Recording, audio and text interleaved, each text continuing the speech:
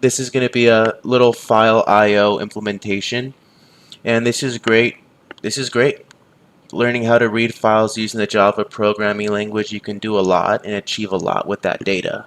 But before we go into, reading Excel files, reading HTML files, the easiest way to get off the ground is reading simple text files. So this is a simple text file I prepared for a good little implementation. Hello world, my name is Michael Johnson. This is a text file. Just 3 lines, nothing too crazy. So there are multiple ways to work with file IO in Java, some harder than others, but what I've found in my life as a programmer is the best way to do something is always the easiest way to do something. And so I've found the easiest way to handle file input with Java only requires 2 classes. And those 2 classes are file and scanner, and they're both a part of the java.util class. So what the file object is going to do is this is where you're going to hold your file. And so when you make a constructor for this class, the constructor is a string of the file name with its included extension. You create the scanner object and you pass your file reference variable as the constructor for that, and then from there you implement the methods and behavior of the scanner class, and you're able to read all the contents of this file. Alright, so let's get going with the main method. Static void main string.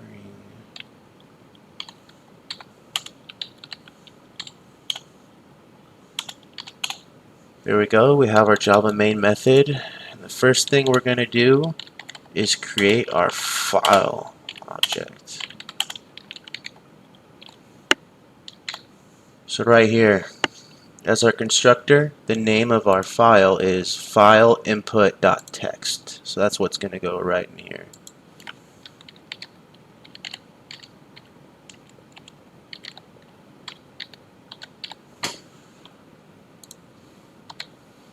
Boom.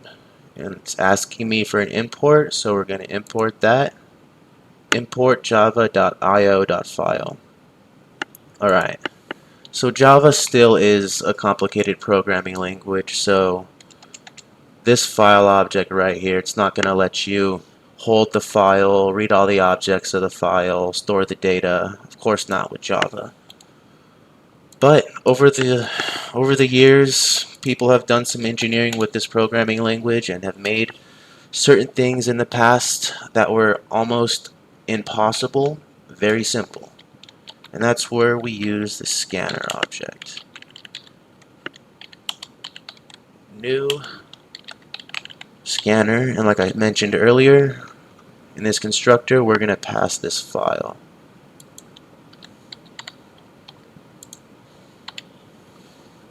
It's asking for the import. Boom. But what's wrong? We're still getting an error. The Java compiler is not happy, and what's it saying? Unhandled exception. File not found exception. So what the file not found exception is, it's basically stating that if this scanner object cannot find this object we're referring to, this program is going to break. It's not going to run. And in Java, exceptions cannot go unhandled or unchecked. And so right here in our main method, we have a couple options. We can surround it with a try-catch block. But since this is a very simple implementation, we're just going to go and add a throws file not found exception to the main method. And as you see, the file not found exception was added in the import statements as well. Alright, so look what we have now. We have a scanner. And we have passed the file as a constructor. And so now we can use this scanner to read the contents of this file. But how do we do that? It's actually very simple. So in Java, especially with the scanner object, I'm not really sure how every other object works when parsing files, but whenever you return the value from a file, it always returns it as a string. So what you're going to do is you're going to create a string variable. We're just going to call it line equals scanner dot, and we see some options for some methods we have. Find in line. What you're going to look for is next line. This method returns a string. Boom. Okay. So now what's happening is we just returned the first line of our file and we stored it in this variable called line. And so when we display the contents of it using a quick little print statement, print out line, just save our program real quick. What we should see is hello world printed to the console. Oh, no, we got a file not found exception. System cannot find the file specified. Okay, I think we're good now. I just changed the location of where that file is. And it should be able to run now. Let's give it a run. Boom. Hello world. Alright, that was actually a good problem to run into. So we did get to see an example of that file not found exception. So as you see right here in the constructor, I just passed the name file input.text. What I didn't take into account is its relative location to this Java file. So I didn't have this file input in the same file as this Java project. So when I just passed it by its file name, it looked in its relative folder and noticed there was no files that contain this exact same name, and then that's how we got that file not found exception. But as you see now, I changed the location of the file, and now we're good. But watch what happens if I were to once again change the location of the file. Just added it to a different project. Okay, file's no longer in here, right? And so now when I run this project, we are going to see, boom, file not found exception. Exactly what I expected. Okay, so now let's bring this back. Let's get our file back and let's continue parsing this file. We're good now. Hello world. So what do you think would happen next if I were to do the same thing twice? If I were to now say line once again equals scanner.nextLine.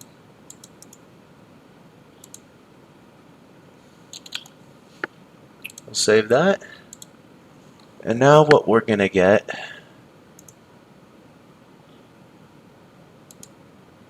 is my name is Michael Johnson. And that's the second line in the file. So if I were to print this twice like this, after each time I reassign the value, you would see that on the console we'd get, hello world, my name is Michael Johnson. So what's going on right now with this scanner.nextLine method is the first time you run this scanner.nextLine method, it's going to start at the very top of your file. And so as you see, this first line right here, it's printed. It comes out as hello world, and that is the first line of on my file. The next time you run that method, scanner.nextLine, it's now looking at this line. It's moved off this line, and now we're reading the second line from the file. And so if I were to repeat this process a third time, let's see here, if I were to repeat this process now a third time,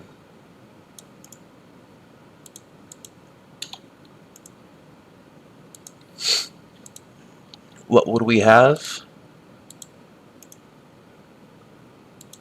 We'd have our entire file. Hello world, my name is Michael Johnson. This is a .txt file. And so I hope this implementation kind of shows as every time you use this scanner.nextLine method, you go one line down in the file. First time you run scanner.nextLine, second time, third time. So we only have 3 lines in our file. What's going to happen if we try to run it for a 4th time?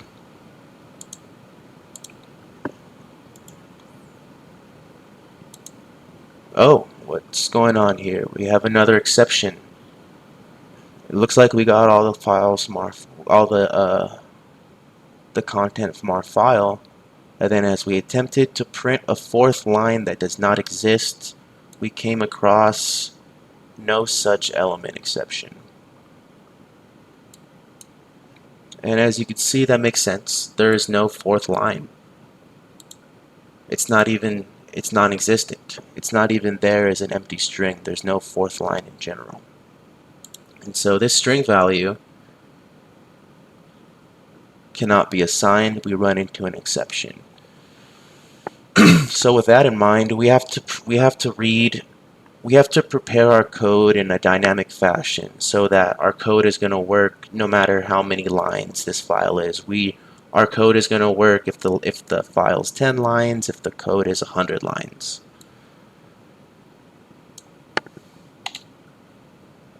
And there's a very simple way to do that.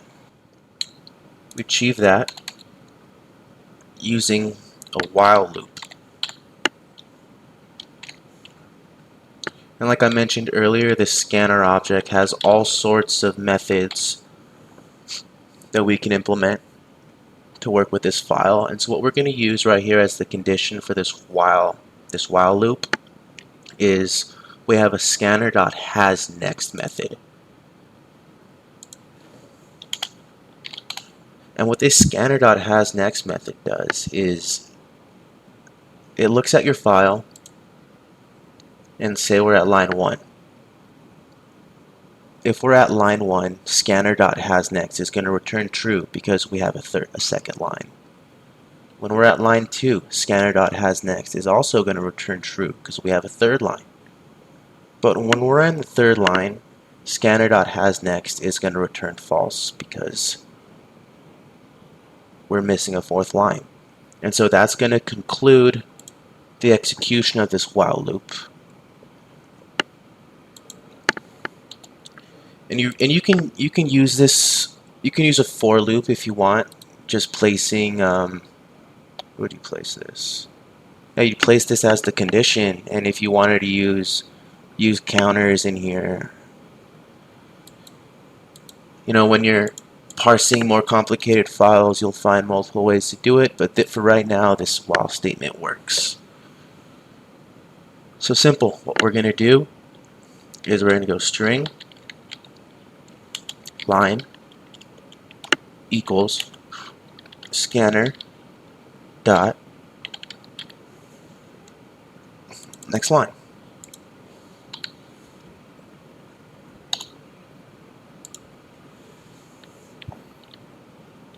And then we're just going to print out that line.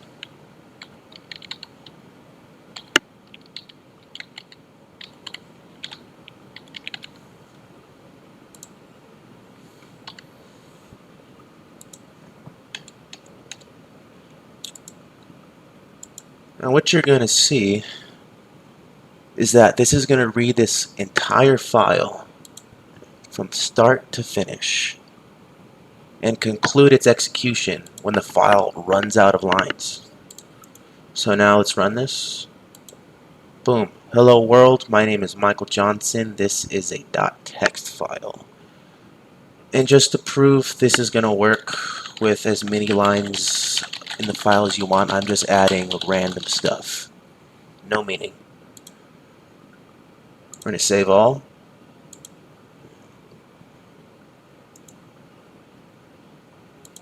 Boom.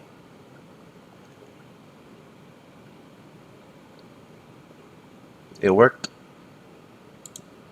Take some of those off.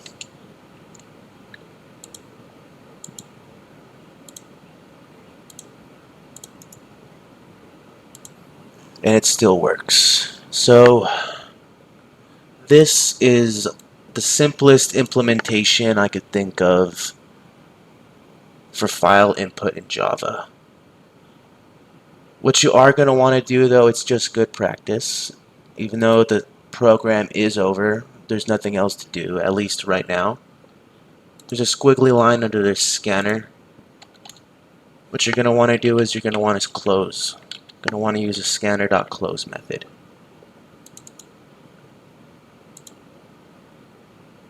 And that's just closing your resource. So now this scanner is closed and it's no longer reading a file. So yeah, that's the implementation of file input. And so just to sum it up, file input requires you to import two classes, the file class and the scanner class. The file class, when you create the reference variable, when you create the object, the constructor, you're going to pass the string name of your file. And when you create your scanner object, you're going to pass as the constructor the file you created, your file reference variable. However, this constructor will trigger an exception, so you'll need to handle that. I handled it by throwing the file not found exception in my main method, but you could have accomplished the same task with a try catch block. It's really up to you. And then after that, you're able to read the contents of the files by implementing some of the methods and behaviors of the scanner class. And then, as we kind of just went over, the while loop seems to be the easiest way to transverse the lines of the file and read its contents. And then, good practice, you're going to want to close your scanner. And there we go. That is file input in Java. So next time, what we're going to do is we're actually going to do something with the data from this file. We're not just going to read it. We're going to read the content from the file, and we're going to do something with it in the program. If it's numbers, we're going to perform computations. If it's a string, if it's a name, we're gonna print that to the console and tell them hi. But that's just what we're going to get into next time, and I hope this was a very simple and easy to replicate example, because it's really kind of how you're going to start every type of file input project with Java. You're going to have your file object, then you're going to pass that through the scanner. You're going to transverse that file with a loop, and then after that, it starts getting complicated when you want to start working with the data, parsing strings, converting strings to their numeric or floating data types, but we will get into that later.